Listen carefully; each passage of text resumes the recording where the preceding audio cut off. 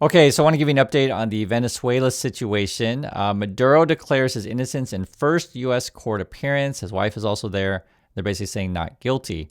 Prosecutors allege Maduro and his wife and others conspired to import the white powder stuff, you guys know, to the U.S. for 25 years, okay?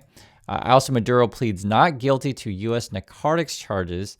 And then I think there's 4 charges as a whole. So it says narcoterrorism, the white powder, right? Importation conspiracy, possession of machine guns, and destructive devices. So we'll see what evidence the U.S. has.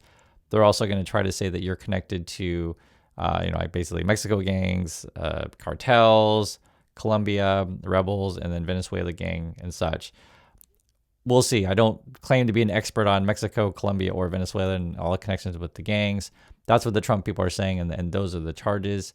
I feel like when I go through this stuff, though, this is really more about oil than worried about, whatever drug boat thing that the Trump people are claiming. So this, for example, is a chart of that says Venezuela has a bunch of oil in the ground, essentially, and they're not, pumping it out. And Trump wants to bring the American companies to go pump it out. Because if, Trump says, and you'll talk to Mog people to say, well, no, this is really about the fentanyl thing, but it doesn't come from Venezuela.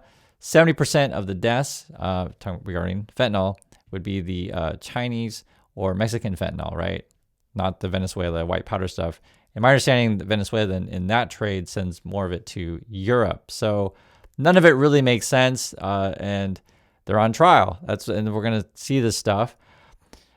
Part of the, and I'm frustrated, guys. Today's a frustrating day because you read through this stuff and you're like, who are these whacked out people? A third of Americans support the U.S. strike on Venezuela. Okay. Read that the other way. 2/3 of Americans are against the strike on Venezuela. And this is the crazy whacked out thing that we're in. And because, normally a sane person, and, Trump's in a whole other universe, you'd look at, polls, you'd say, okay, we're in democracy, or try to win elections or whatever. And you wouldn't want to do things that are like ridiculously unpopular. You're basically just playing to your base, but even they are split. So let me give you some numbers. It says the 2-day poll showed 65% of Americans backed military operation ordered by Republican president, right? So you got a small majority of Republicans are saying, okay, attack. But then when you look at Democrats, only 11%, independents, 23%. So again, 2/3 of Americans are against this action. Surprisingly, and I'm just like, who are these whacked out people? Trump's approval rating at 42, according to this. That's crazy. The whole thing's crazy. I mean, this, and then you got these like weird questions here to where like, are you Republicans stupid? I don't know. I know this sound. I'm trying to be a little bit nice, but it's hard to when you read through the data. Some 60% of Republicans in the Reuters poll said they supported sending troops to be stationed in Venezuela, compared to 30% overall. So do you want to station troops in Venezuela? 30% of Americans say sure. That means 70% are like no. This is like all Republican crap, right? 59% of Republicans said they supported the U.S. taking control of the oil fields. Like, well, who are these people? Isn't this insane? 54% of Republicans said they were worried the U.S. will become too involved in Venezuela, you think? And the same percentage expressed concern about the financial costs. 45% of Republicans basically saying they're not concerned about the financial costs. These people are morons. So that's what we have to deal with when you talk about USA. I'm just showing you guys what's going on. Basically, 2/3 of the country are against it, and you got to have slight majority of Republicans are like, hey, let's go for that. Oh, but by the way, it might cost money. By the way, you might have to keep soldiers there. And I just have to remind you what happened with Iraq and Afghanistan. You can go further back and what happened in Vietnam. I am from Vietnam, you may not know. I lost my family in the war. It's a whole fiasco, this whole thing. Maduro is saying I've been kidnapped. I agree with that. You also have to make it clear every time we talk about this stuff, it doesn't mean I support Maduro. It just doesn't mean I want all of the U.S. tax dollars, right? My tax dollars, your tax dollars, to go to this stuff. Maduro pleads not guilty to drug trafficking charges. Maduro tells the judge he was kidnapped and he pleads not guilty. This is the picture inside the courtroom. So I haven't seen any photos of the wife yet, but this is the first that I've seen this. This is a drawing, and basically she's got bandages on her face, and I think it was bruising by her right eye, I believe is what it says, and I'll read the description as you can see that though. So she got injured in some way. It says, I'm innocent. I'm not guilty. That's from Maduro. I am a decent man. I am still president of my country. Maduro's wife, then Ciela Flores, who, like her husband, like they're wearing prison gear, said had a bandage on her forehead and what looked like bruising near her right eye. And then it says, not guilty, completely innocent. You go through the stuff. Their lawyer, Barry Pollock's going to say, this is a military abduction. Maduro's going to say I'm a prisoner of war. You are going to find some protesters like, you're going to pay for your crimes. You're going to some other protesters like, no, give Maduro back to Venezuela. It's a mess. I'm just telling you guys, it's a mess. And it depends who you talk to on these things. I'm just telling you, there are protesters on both sides.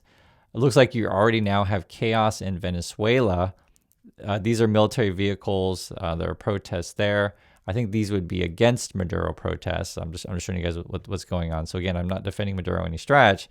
I'm just saying that I don't necessarily want my tax dollars going to this kind of stuff, or Chancellor, you don't either. As again, 2/3 of Americans don't want military strikes here. This is a big protest here. I'll just read a little bit. It says, outside the Manhattan courthouse, dozens of demonstrators both for and against President Nicolas Maduro's capture. And I just want to make sure that's clear, because sometimes people say, oh, Chris, it's definitely one way. But no, it's the same way that in USA, you maybe have 1/3 of the people are whacked out and 2/3 are like, whoa, let's not do this, right? That's what you have. Then it says, shouted at one another across the metal barrier. The police set up to keep them separated. Some protesters saw Maduro's day in court as a reckoning for years of oppressive rule, where others felt his arrest demonstrated American imperialism and set off another forever war for the United States, right? And then this particular person was saying, she can't contact her family and friends. The internet is out and such. And I mean, it's a whole thing. I don't know what to say. It's a whole thing. And this was new to me, which I'm not shocked, but it's not great. I guess now it says we have Americans being detained in Venezuela. Venezuelan counterintelligence is holding a detained American who went missing in early December. This is like a kid of a musician. You may know who it is. It says, it is unclear if Mr. Lucky Long had a visa to enter Venezuela as required by American citizens. He is the son of musician Diane Lucky, performed as Q Lazarus, and is best known for her single Goodbye Horses. So, and this guy's from Staten Island. I think there may be other Americans that are detained already. I mean, multiple countries are like, get your people out kind of stuff. It's just unsafe and unstable. They are going to tell the Democrats what's going on, and basically before Congress. Remember, Trump told the oil companies, hey, let's go get the oil basically before and after the strikes, but didn't inform Congress. I told you guys about this stuff. The whole thing is ugly. I don't know what to say.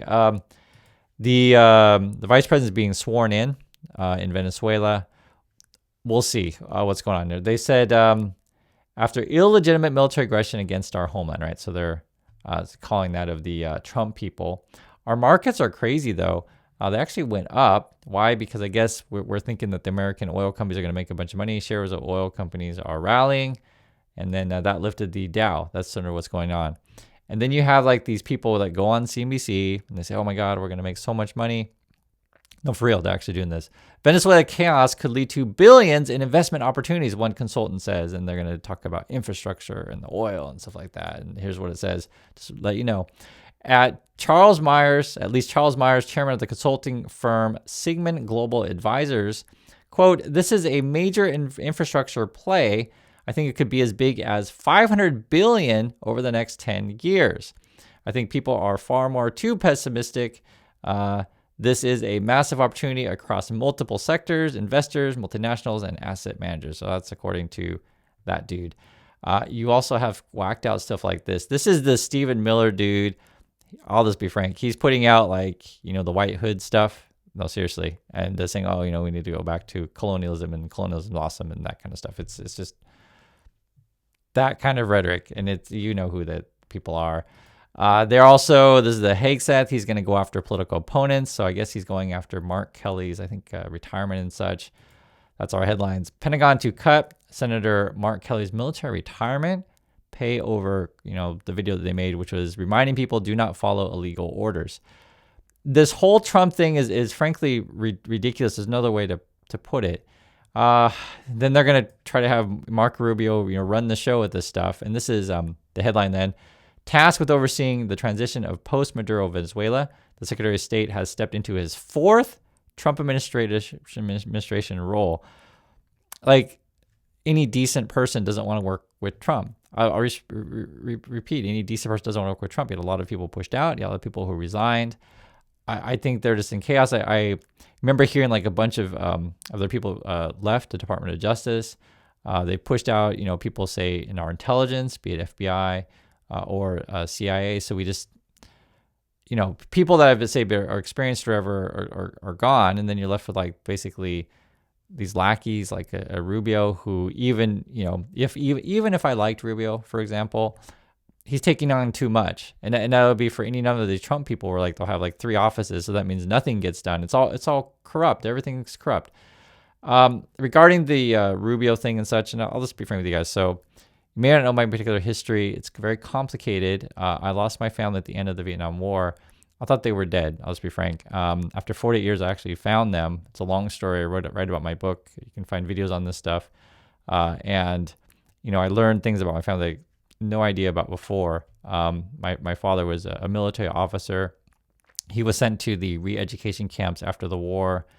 He died before I ever got a chance to meet him. So there's that. My mom was sent to the mines. And I'll just say my family had a really, really tough life. And it's very complicated. It's tough because it's like, do I have any love for communists and anything like that? No, of course not. And anyone who says so is an absolute moron. And because the people always say, well, Chris, don't you want everyone to be free? And shouldn't we, spend all of our tax dollars and send the military and go overthrow every regime? It's like how does that work out? Is that your plan? Are we going to send the military to Vietnam, to Iraq, Afghanistan, and I guess Venezuela, and suddenly everyone's going to be free? Is that your plan? Is like, how well does that work out? It's not that simple. I don't know what else to say. I mean, the only people who believe this fairy tales that you can just easily do these things with military might is just a moron. And, some people are total morons. Other people are greedy individuals. Sure, there's going to be money to be made for some people, but a lot of the reg people get caught up in this stuff. And, I've learned throughout the years, like how ugly this stuff can be. You have no idea. And I stress it so many times. I had to grow up with racism in USA. I know exactly how it is. I don't talk about it every day on the channel. Why? Because most of y'all, and I see it in the analytics. I'll make it as clear as I'll speak slowly so you can understand. I see it in the analytics. Basically, all the channels out there that you're watching are white people channels, right? Talking about white people problems from a white people point of view. And people get upset when you tell people the truth, but that's what it is. And so you don't hear other stories and other points of view on this stuff. And it's frustrating, it's complicated. And, a lot of people you'll see on YouTube or otherwise, that's all they've ever done. So they don't have much life experience, haven't traveled that much. It just changes, it changes everything when you realize that like they're just actual human beings on the ground. There are other ways to do things other than military, projecting your military power around the world. The best way to describe this stuff with the Trump people is if all you have in your arsenal is basically a hammer or a tank, right? Then you think every problem is a nail or a wall to be destroyed, and you're just going to shoot everything with tanks. I mean, that's just sort of how those people think, and it's deeply frustrating. There are other ways to support if you hate people being oppressed. There are other ways to support it other than bringing the military in to shoot up everything, because then you just have vacuums and what you have in Iraq, Afghanistan, and Vietnam, or whatever. It's deeply concerning. And also, I live here in Korea. I've told you guys about this several times. If you want to learn, you can educate yourself. I always recommend movies because it gives you a different feel. You can read history also. In the Korea situation is 1987. It's a fantastic movie. 12/12 Today is about the military coup. I think there is a possibility of some sort of coup in Venezuela. You never know with this stuff, right? If there's a fight for leadership, you just don't know.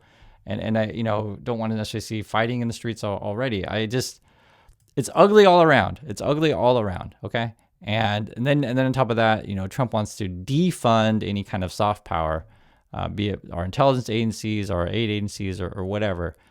If you are serious about helping other countries, you want education in USA. If you're serious about it, language training, history training, cultural training of other countries. So you actually have people who are experts on the ground, who are experts in the offices, whatever, like they actually understand things around the world.